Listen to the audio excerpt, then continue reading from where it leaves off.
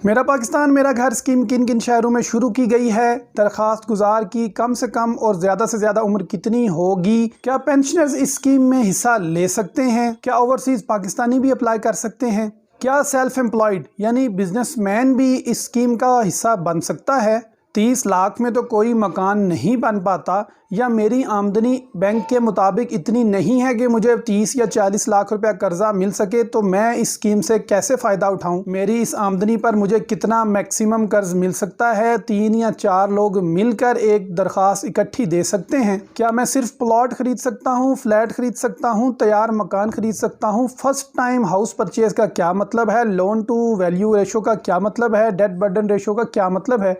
ये तमाम सवालात जो नया पाकिस्तान हाउसिंग स्कीम के मुतल्लिक आपके जहन में, ज़्यादातर को मैं कवर करूँगा। मैं हूँ इंजीनियर मलिक अनस और आप देख रहे हैं पाकिस्तान वेल्थ अकेडमी। इय्याक नअबुदु व इय्याक नस्तईन। अस्सलाम वालेकुम नाज़रीन, नया पाकिस्तान हाउसिंग डेवलपमेंट अथॉरिटी की जानिब से मेरा पाकिस्तान मेरा घर स्कीम का लॉन्च कर दिया गया है और ये स्कीम पूरे पाकिस्तान के लिए है। तमाम पाकिस्तानी इस स्कीम में हिस्सा बन सकते हैं।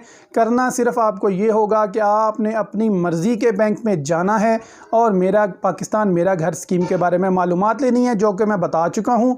सिर्फ़ और सिर्फ आपने अपनी तनख्वाह के हिसाब से या अपनी आमदनी के हिसाब से साल डिसाइड करने हैं कि आप कितने साल के लिए फ़ाइनेंसिंग लेना चाहते हैं।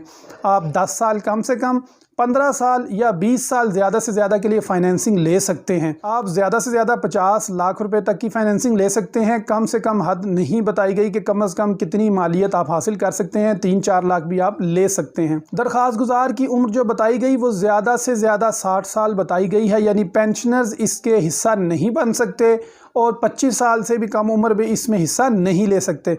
यहाँ पर एक टेक्निकल पॉइंट मैं आपको बता दूँ कि बैंक 10 साल की फ़ाइनेंसिंग फ़राहम करेगा या 20 साल की फ़ाइनेंसिंग फ़राहम करेगा। आप 10 से 20 के दरमियान वेरी कर सकते हैं। अगर आपकी उम्र 50 साल हो चुकी है, इसका मतलब आपकी रिटायरमेंट की उम्र में सिर्फ 10 साल बाकी हैं। अगर आपकी उम्र 51 साल हो चुकी है तो आप इस स्कीम का हिस्सा नहीं बन सकते, क्योंकि बैंक की जानिब से फ़ाइनेंसिंग टेन्योर 10 साल, 15 साल या 20 साल मुकर्रर किया गया है कस्टमर की चॉइस के मुताबिक। डेट बर्डन रेशो 45% तय किया गया है। इसका मतलब है कि अगर आपकी तनख्वाह 1 लाख है तो आपकी किस्त 45,000 से ज़्यादा नहीं बन सकती। 45,000 के अंदर अभी आप मार्कअप या रेंटल शामिल करेंगे तो आपका 40 से 41,000 प्रिंसिपल अमाउंट बना करेगी। 8,000 रुपया प्रोसेसिंग फ़ी मुकर्रर की गई है। इस पर 16% फेडरल एक्साइज ड्यूटी भी मुकर्रर की गई है, जो कि 1280 रुपये बनती है। 9280 रुपये आपने जमा करवाने हैं। इसके अलावा 3 तरह के चार्जेस हैं जो एक्चुअल जो जितने लगेंगे वो आपको देना होंगे। मसलन अगर आप बिजनेसमैन हैं तो उस वक़्त आपकी आमदनी का एस्टिमेशन लगाने के लिए इनकम एस्टिमेशन की वैल्यूएशन की जो फ़ीस है वो आपको देनी होगी। जो लीगल फ्रेमवर्क के लिए जो कानूनी पेचीदगियाँ हैं इनको दूर करने के लिए जो फ़ीस है वो भी आपको एक्चुअल में देनी होगी। अगर आप तैयार मकान ख़रीदना चाहते हैं तो प्रॉपर्टी वैल्यूएशन की जो फ़ीस है वो भी आपको एक्चुअल में अदा करना होगी। अगर आप सैलरीड हैं तो वो तो आपकी सैलरी स्लिप से पता चल जाता है कि आपने कितनी आमदनी ले रहे हैं। अगर आप बिजनेसमैन हैं तो पिछले 5 साल की टैक्स रिटर्न्स जो आप फाइल करते हैं उससे पता चल जाएगा। यहाँ पर एक तबका है जो कि इनफॉर्मल सैलरी लेता है, यानी बैंकिंग चैनल से हट के सैलरी लेता है। उनके लिए जो एस्टिमेशन टूल्स बताए गए हैं, उनकी जो अखराजात हैं उनको देखा जाएगा कि उनके बिजली गैस पानी के बिल कितने आते हैं। वो अगर बच्चों की फ़ीस दे रहे हैं तो कितना दे रहे हैं। अगर वो किराए के मकान में रह रहे हैं, क्योंकि इसमें वही एलिजिबल है जिसके पास अपना मकान नहीं है, तो अगर आप किराए के मकान पे रह रहे हैं तो रेंटल एग्रीमेंट देखा जाएगा। या इस तरह के दूसरे टूल्स हैं जो जिससे बैंक आपकी इनकम को एस्टिमेट करता है, उसकी फ़ीस आपको अलग से देना पड़ेगी। क्या आप इस स्कीम से प्लॉट ख़रीद सकते हैं? नहीं, आप प्लॉट नहीं ख़रीद सकते। हाँ, अगर आप प्लॉट ख़रीद कर उस पर कंस्ट्रक्शन करने का एफिडेविट जमा करवाएंगे तो उस सूरत में आप प्लॉट भी ख़रीद सकते हैं और उस पर मकान भी तामीर कर सकते हैं।